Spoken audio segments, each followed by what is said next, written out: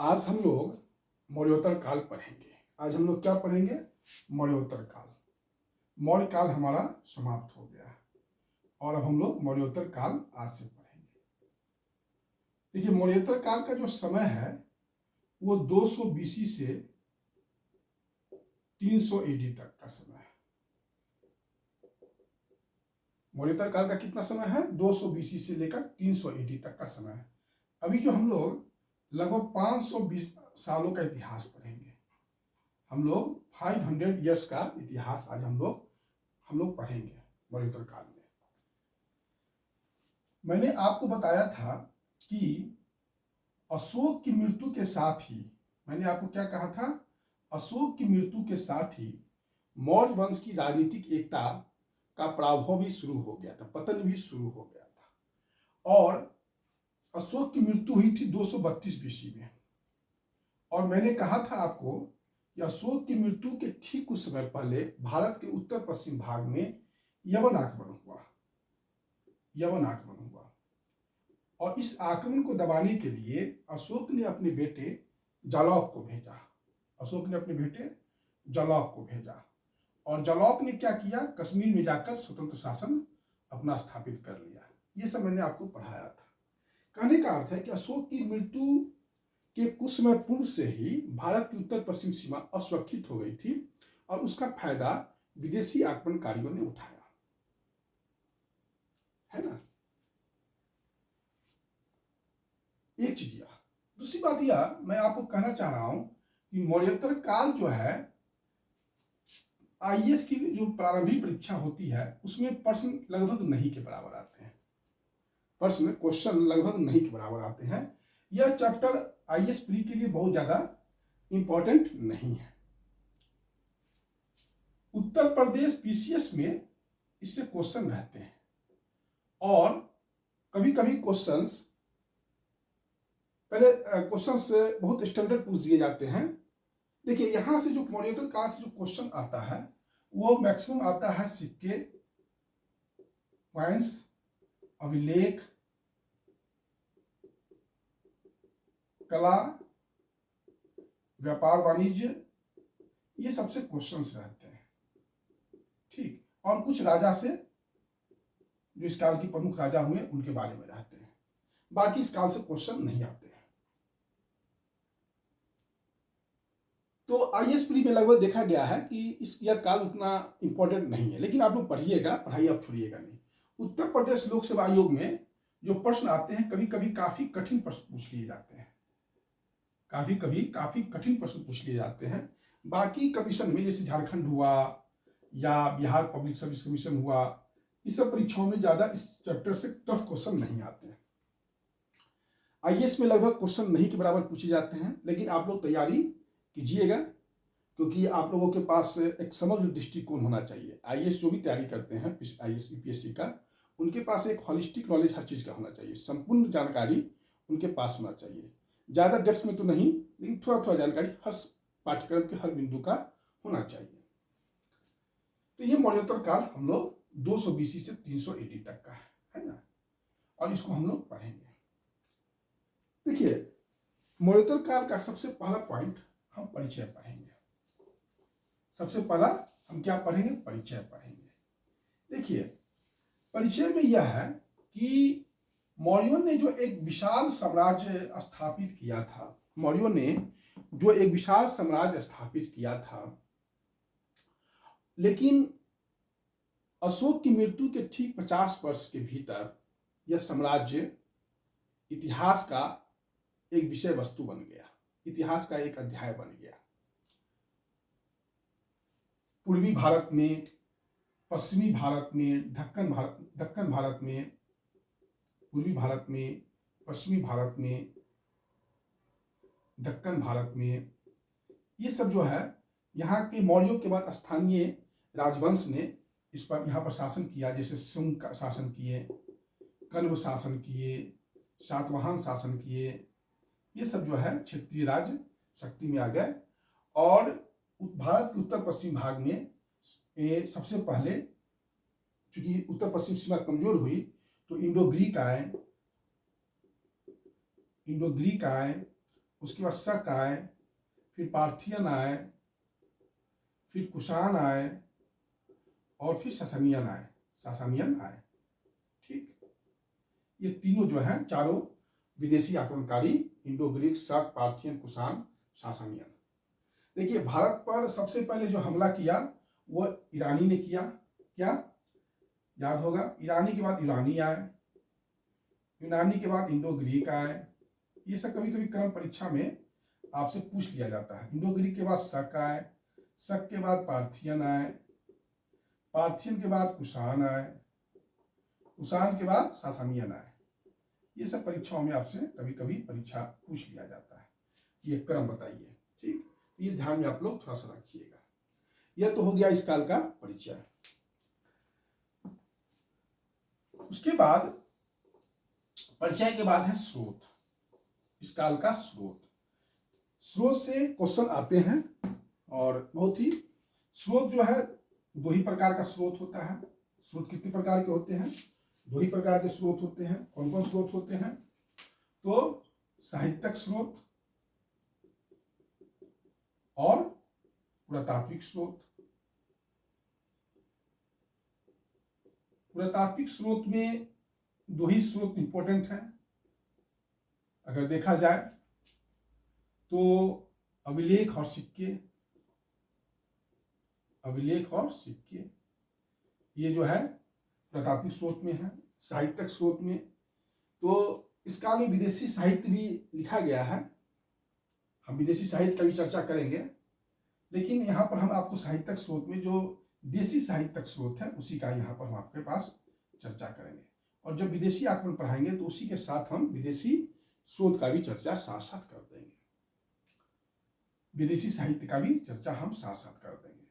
अगर देशी साहित्य में देखा जाए तो इस काल का सबसे इंपॉर्टेंट किताब है पतंजलि का महाभाष्य।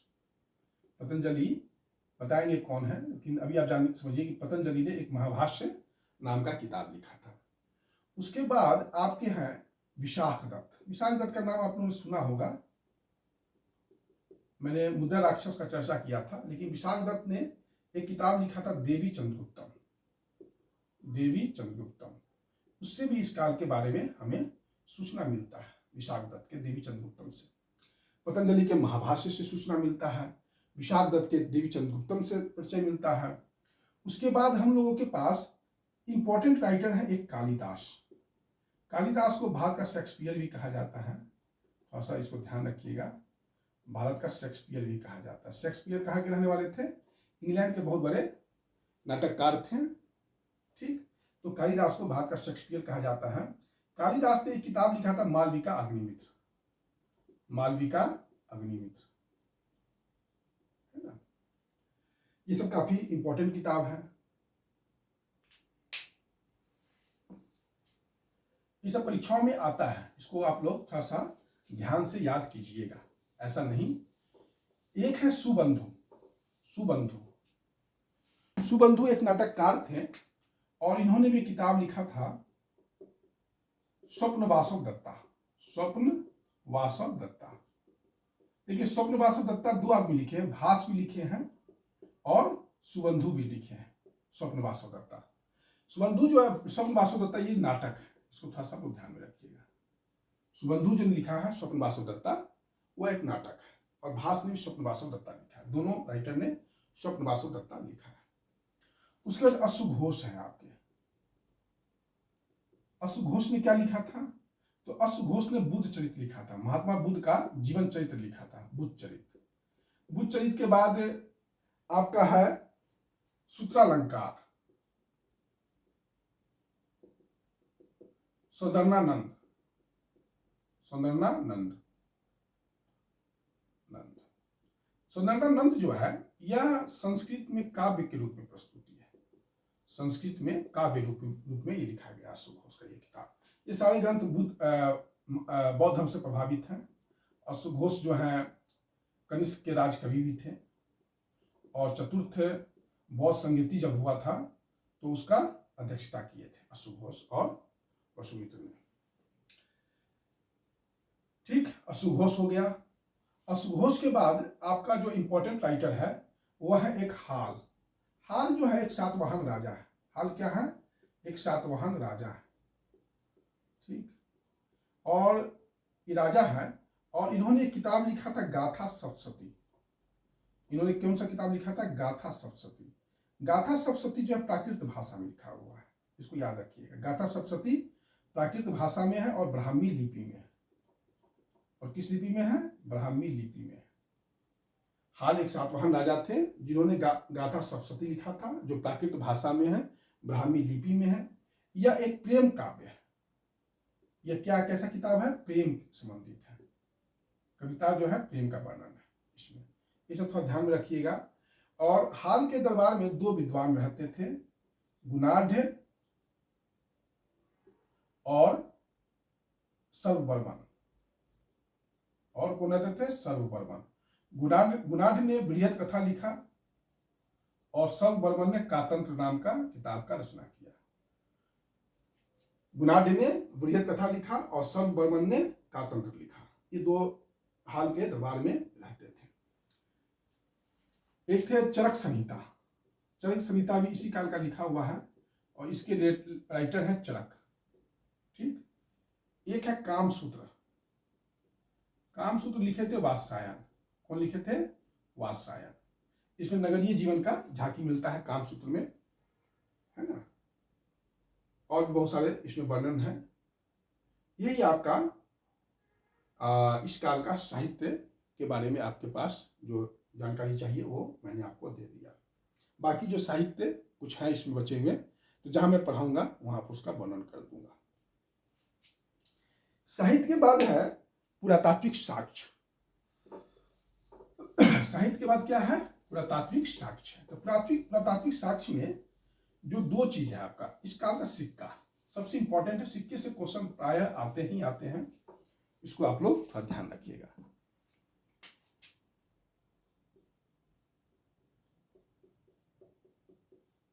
पुरातात्विक साक्ष्य, पुरातात्विक साक्ष्य में सिक्का। देखिए इंडो ग्रीक, हम बताएंगे कौन है, पहले अभी इतना जानिए। इंडो ग्रीक के पहला भारतीय शासक थे। इंडो ग्रीक पहला भारतीय शासक थे जिन्होंने सोना का नियमित सिक्का जारी किया। इंडो ग्रीक भारत का पहला शासक थे जिन्होंने गोल्ड का, सोना का नियमित सिक्का जारी किया। इस सिक्कों पर राजाओं की आकृति होती थी, लेख होता था।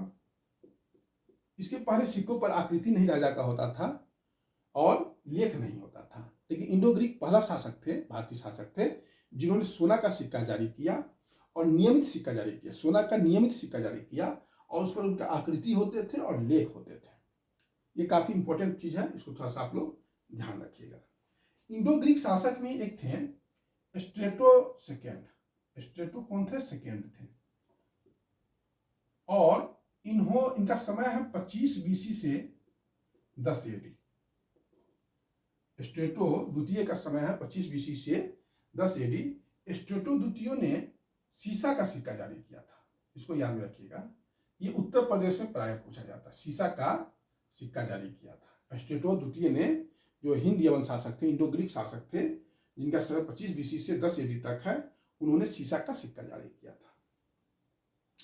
यह जो है दो फैक्ट्स आप लोग ध्यान में रखिएगा। एक और फैक्ट्स आप लोग ध्यान में रखिएगा, योध्या। योध्या के सिक्के पर कार्तिकेय का चित्र है। योध्या के सिक्के पर किसका चित्र है? कार्तिकेय भगवान का चित्र है। तो योध्या कौन थे? तो योध्या एक गणराज था। कहाँ था ये? तो योध्या गणराज दक्षिणी पूर्वी पंजाब में था। कहाँ था? दक्षिणी पूर्वी पंजाब में था और राजस्थान में था।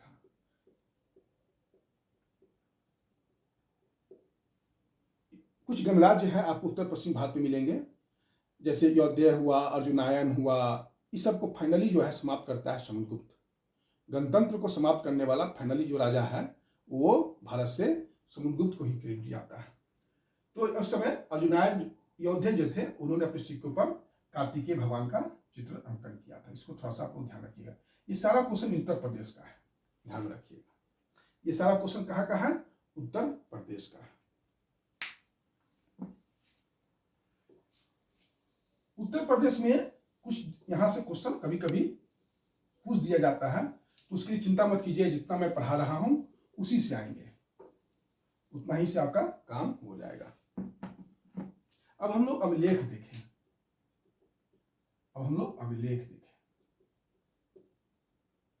देखिए, इस समय कनिष्क जो है कुषाण शासक था, कनिष्क, उसने 2 अभिलेख, उसका अभिलेख है कुछ, लेकिन यहां पर मैं 2 अभिलेख का चर्चा करूंगा।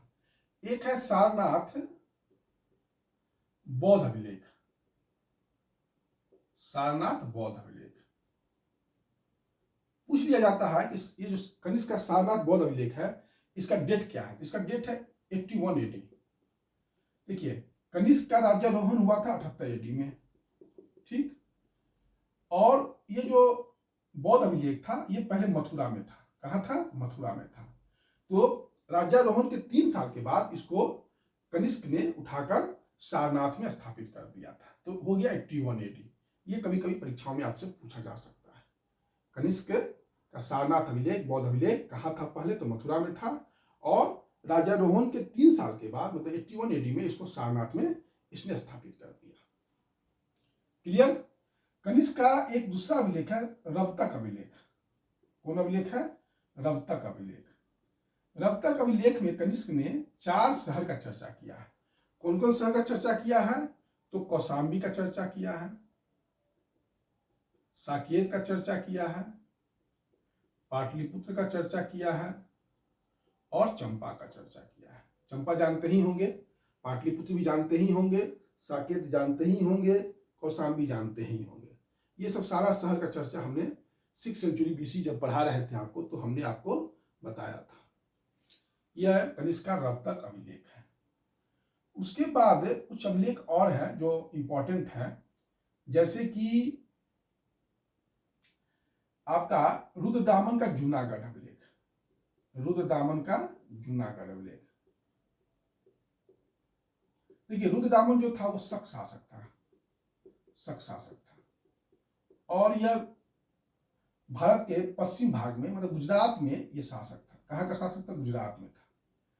तो मैंने आपको एक सुदर्शन झील का चर्चा किया था ना, सुदर्शन झील का। तो सुदर्शन झील जो है गिरनार पर्वत पर है। कहाँ है? गिरनार पर्वत पर है।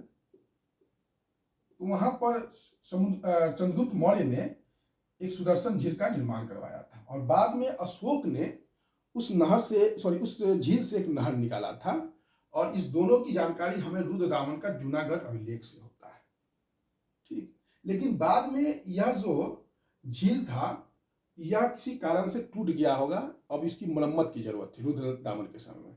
तो रुद्रदामन ने राजकोष से पैसा नहीं लिया था, और न ही लोगों से बेगार कराया था।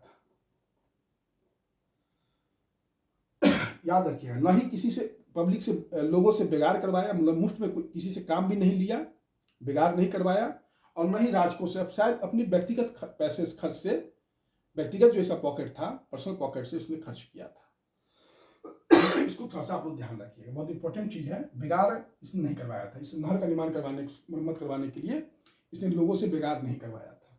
रुद्रदामन का जूनागढ़ अभिलेख। इसका सबसे बड़ा इंपॉर्टेंट बात क्या है? यह संस्कृत का सबसे बड़ा अभिलेख है, सबसे बड़ा अभिलेख है, इसको याद रखिएगा। और संस्कृत का सबसे पहला अभिलेख है। संस्कृत का पहला अभिलेख कौन है? तो रुद्रदामन का जूनागढ़ अभिलेख। संस्कृत का सबसे बड़ा अभिलेख कौन है? तो रुद्रदामन का जूनागढ़ अभिलेख। संस्कृत का पहला अभिलेख कौन है? तो रुद्रदामन का जूनागढ़ अभिलेख। संस्कृत भाषा का सबसे प्राचीनतम अभिलेख कौन है? तो रुद्रदामन का जूनागढ़ अभिलेख। रुद्रदामन के जूनागढ़ अभिलेख से जो भी पहले अभिलेख होते थे वो प्राकृत भाषा में होते थे और ब्राह्मी लिपि में होते थे, और रुद्रदामन का जूनागढ़ अभिलेख संस्कृत भाषा में है और ब्राह्मी लिपि में है। इसको थोड़ा सा आप लोग ध्यान में रखिएगा। मेरे ख्याल से अब आप लोगों को इसमें दिक्कत नहीं आ रहा होगा।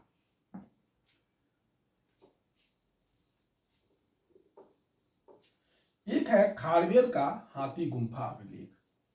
यह अभिलेख का मैं बार बार चर्चा कर रहा हूं। अब खारवेल के बारे में मैं इस मौर्योत्तर काल में मैं आप लोगों को पढ़ाऊंगा, लेकिन पहले हम लोग उसका खारवेल का हाथी गुम्फा अभिलेख के बारे में जान लीजिए। खारवेल का हाथी गुम्फा अभिलेख। ये कहाँ है? उदयगिरी पहाड़ी में है। उदयगिरी पहाड़ी कहाँ है? तो भुवनेश्वर में है। ये सब मैंने आपको बताया था। खारवेल एक राजा थे। इन दो वंश इसको कहा जाता है। चेदी वंश का भी कभी कभी कहा जाता है, और महामोघ वंश का भी थे। ठीक, क्योंकि चेदी वंश का संस्थापक महामोघ वाहन था, तो ये उड़ीसा के शासक थे खारवेल। तो खारवेल का हाथी गुम्फा अभिलेख जो है, यह एक प्रशस्ति अभिलेख है। क्या है? प्रशस्ति का पहला अभिलेख है, पहला प्रशस्ति अभिलेख है। प्रशस्ति का अर्थ हुआ प्रशंसा। प्रशस्ति का क्या अर्थ हुआ? प्रशंसा का अभिलेख हुआ। पहला प्रशंसा का अभिलेख है, हाथी गुम्फा अभिलेख ही है। ठीक, कोई दिक्कत आप लोगों को नहीं। इस पर तिथि नहीं है। इस पर क्या है? तिथि नहीं है। पहली बार जनगणना का अभिलेखीय साक्ष्य यहीं से मिलता है। पहली बार जनगणना का अभिलेखीय साक्ष्य कहां से मिलता है? तो इसी से मिलता है। और कहा गया कि कलिंग की जनसंख्या, इसमें बताया गया है 35,000। कलिंग की जनसंख्या 35,000। पहला बार जनसंख्या का अभिलेखीय प्रमाण अगर कहीं से मिलता है तो वह है खारवेल का हाथी गुम्फा अभिलेख से। और इस अभिलेख में कलिंग का जो है जनसंख्या 35,000 बताया गया है। ठीक, उसके बाद इसमें इस अभिलेख में खारवेल के बचपन का वर्णन है, शिक्षा का वर्णन है, राजाभिषेक का वर्णन है, और शासन के 12वें वर्ष तक की इसकी जानकारी मिलती है। शासन के 12वें वर्ष तक का इसमें जानकारी मिलता है। यह है खारवेल का हाथी गुम्फा अभिलेख। इस प्रकार से हमारा स्रोत जो है समाप्त हुआ। परिचय मैंने बता दिया आपको, स्रोत बता दिया। अब कल हम आपको राजनीतिक विस्तार पढ़ाएंगे। कल क्या पढ़ाएंगे? राजनीतिक विस्तार। इस काल का राजनीतिक विस्तार हम आपको पढ़ाएंगे। तो इस काल में जो राजनीतिक विस्तार है वो दो प्रकार का आपको देखने को मिलेगा। एक देशी राज्य, मौर्य के पतन के बाद जो देशी राजा है, और एक विदेशी राजा है। हम दोनों राज्य के बारे में एक एक करके पढ़ेंगे। पहले देशी राज्य या जो भी होगा, देशी राज्य या विदेशी राज्य, और राजनीतिक विस्तार हम लोग अब कल से शुरू करेंगे। धन्यवाद।